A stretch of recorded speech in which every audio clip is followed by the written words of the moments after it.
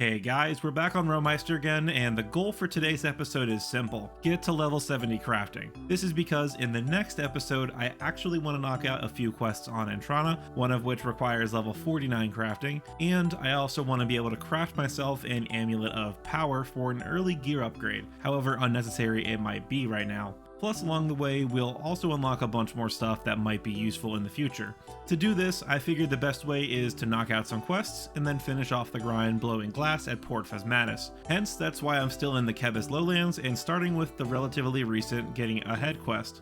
If you've missed any previous videos in the series, then be sure to check out the playlist in the upper right corner to get caught up. Also, if you don't mind, do me a favor and give this video a like, and get subscribed so you don't miss future videos in this UIM series.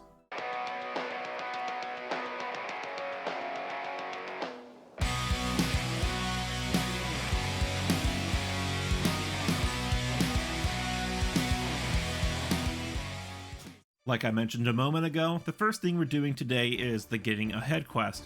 This was kind of a one-off quest released by Jagex in 2022 to get us more storyline in the Kebis Lowlands, and at the end it gives us some juicy experience drops, in particular 4K crafting XP, and also a couple other smaller things that probably won't be too useful. The gist of this quest is this couple over here is having trouble with a monster that's killing their cows, so they task you with killing it. You go and do that, seems very simple, but the problem is it has no head, and the husband won't believe you without presenting him the head. The wife believes you, but also knows her husband is kinda dumb, so she helps you with creating a fake head to fool the husband to get your reward. You just gotta love relationships like that. My inner bi-release is telling me to make her leave him for me. I gotta say, I love it when Jagex doesn't give you all the supplies up front for a quest, but makes it relatively easy to acquire them mid-quest. It's just a nice touch, you know? Okay, here we go. Let's see if I can kill this thing. Oh my god, I forgot runes. Well, maybe I can kill it with melee? Nope, that failed. Thankfully, Pest Control has a convenient teleport and a rune shop. You'll love to see it. Hopefully you all just blacked out the last like 15 seconds. I promise this is the first time I'm going in. Easy peasy, safe spot, squeezy. So this is the part where things start to get a little weird, where you technically have to lie to say you completed your quest, even though you actually did complete it. But you basically make a fake bear head out of clay and dress it up with some fur and fake blood and all that. Yay for more tools on the ground. I'll need this needle and thread for later. Okay, now we just gotta mount. Oops, forgot a hammer and saw. BRB. Anyways, let's just mount the head on the wall for the dude, and after a short cutscene making fun of the fake bear head, we get our rewards. There we go.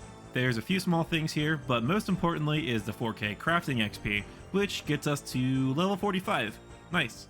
The next couple of items for today are going to be some older quests, Elemental Workshop 1 and 2. They're extremely easy quests from the old days where you discover an old underground workshop and create some honestly kind of weird armor, and in the end they give you a good chunk of crafting and smithing experience. Ah, here we are. This brings back so many memories. These quests I'm pretty sure get a bad rap amongst the community because they're kind of pointless in the overall lore, and the quests aren't super exciting except for the Mind Shield being kind of a budget DFS or Wyvern Shield for fighting wyverns, and overall they're just kind of odd. But some of my fondest memories of playing in the RS2 days was actually completing these quests. I don't know what it was, I guess I just liked the underground workshop vibe and all the puzzles. I also need to kill one of each of these elementals for a Kandaren easy task, so I'm just going to do that really quick. That's the water down, then earth, fire elemental done, and finally air. Task complete. Cool stuff. This quest is overall pretty simple. You basically fix a couple doohickeys, pull a few levers, and smelt some elemental equipment, and you're golden. Don't mind me, I'm just killing this dude for an elemental ore, and I'm killing a couple more since I'll need the ores for a moment for part 2. I don't know why, I just went on like a 2-minute rant, so I'm just gonna cut that. But anyways, we just gotta make the elemental shield, and boom, that's Elemental Workshop 1 completed. That's 5K crafting and smithing experience, which gets us to level 46 crafting and 42 smithing. You know, looking at the shield, I was kind of hoping it'd be useful, but it's literally outclassed by the Tome of Fire in every single way. That's kind of disappointing. And with that done, the next step is completing Elemental Workshop 2. I know it's hard to count, it's really high level stuff, but trust me, it goes from 1, then it goes to 2. But anyways, I just made 2 more elemental bars that I'll need in a moment, and now we just got to go to the dig site to actually start the quest. Honestly, I think this is probably the coolest area in the game, or at least the actual dig site is, not the exam center. I honestly can't tell you why it took me so long to figure this out. For whatever reason, processing the instructions, search the northeasternmost of the southern bookcases, took me like 15 minutes to figure it out. But anyways, I finally found the right book to start the quest, and now we're cooking. Just got back to the workshop, and now we can get the key from the water room, and now we can enter this hatch in the center of the room. So we got the schematics for the crane claw, and I'll put that on the crane. But anyways, the gist of this quest is basically the same as part 1, where you fix up random bits and bob around the workshop, just with more pieces and slightly more complex puzzles like this little tube thingy. This is probably the most annoying part of the quest, having to run around and search all the boxes for random cogs and stuff.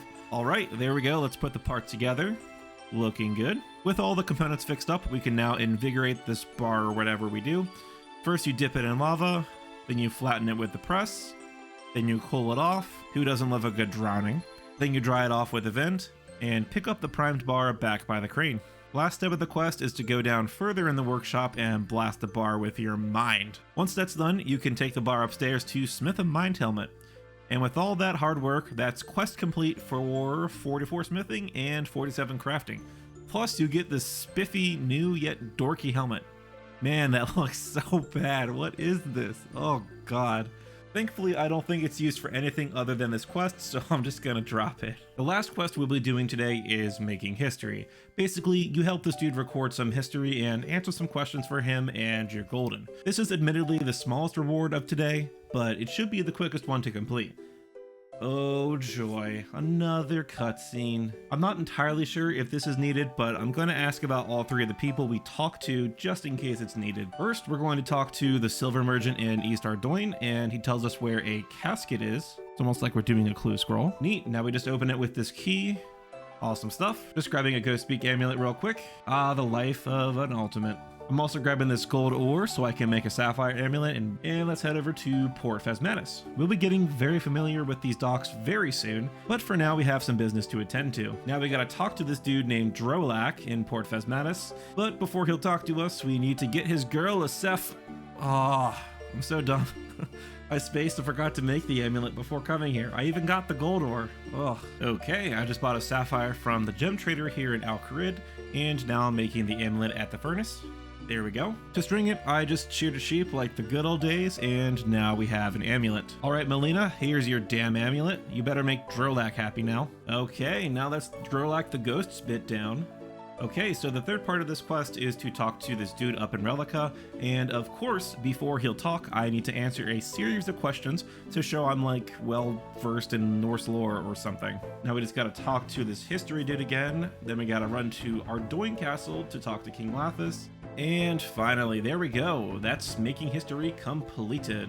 We get 1k crafting and prayer experience, 3 quest points, and an enchanted key for the enchanted key mini quest. Self-descriptive, nice. I would love to knock that out now, but I can't tell if the Emdolners are useful for any reason, so I don't want to get them just to drop them. Thus the key is getting dropped for now, since I can easily obtain it again if I want to do this. The last item on today's agenda is just a simple crafting grind. The typical way to do this for a UIM is to head up to Port Phasmatis, buy some sand and seaweed from the traders, smelt it at the furnace nearby, and blow the highest level of glass item you can while walking back. And honestly, I can't think of a better way to train, so we're sticking with this tried and true training method. So I don't know if you guys really care about this, but since I'm going to be here for a bit, I'm caving and deciding to use the menu entry swapper to swap the left click option to buy and sell 10 for the stuff that I'm trading. I usually don't do this, but this would be really annoying otherwise. That's the first level of today, level 48 coming in, level 49. And I can now do hand in the sand, but we still got more to do. Level 50, 51 crafting, level 52, 53, 54, 55, and ooh, neat, I can cut dragon stems now. Level 56. This is actually going a little bit faster than I expected. Just to show you guys, I'm actually getting around 41 to 42k experience per hour, which actually isn't too bad. 57 crafting, 58, level 59, level 61, level 62, 63, 64 crafting. Ooh, nice. That's actually kind of big. Gloves of Silence increase your success chance while thieving by 5%. That will help a ton, especially since I absolutely hate thieving. Level 65. That's level 66 coming in, and I can now craft air battle staves and blue dragonhide van braces. Level 67. Ooh, I can now craft onyxes? Either way, I can craft onyx and onyx rings, though that will definitely be a while in the future. Level 68. Level 60. Nice! Oh, well, that certainly took a while, but there it is. That's level 70 crafting. We can now make the Amulet of Power, though I'm actually not going to make one just yet. All of this blowing glass gave me a lot of time to think about what's coming up next. I also did a mess ton of long and complicated calculus, and I decided that making the Amulet of Power is better saved for next episode. Long story short, I need to suicide to get a diamond out of my bag to make the amulet, and I may as well do just that when I'm ready to tackle the quests next time. It's a big blue ball, I know, but such is the life of a UIM. And speaking of which, when I need to kill some time in the future, I might come back here for a bit to train some more crafting, so if you see random crafting levels come in, well, now you know. Anyways, until next time, don't forget to like and subscribe, leave your thoughts on today's video down in the comment section, and go join the Ascending's Discord server. You can find the link down in the video description. I hope you all have a great day, and I will catch you in the next one.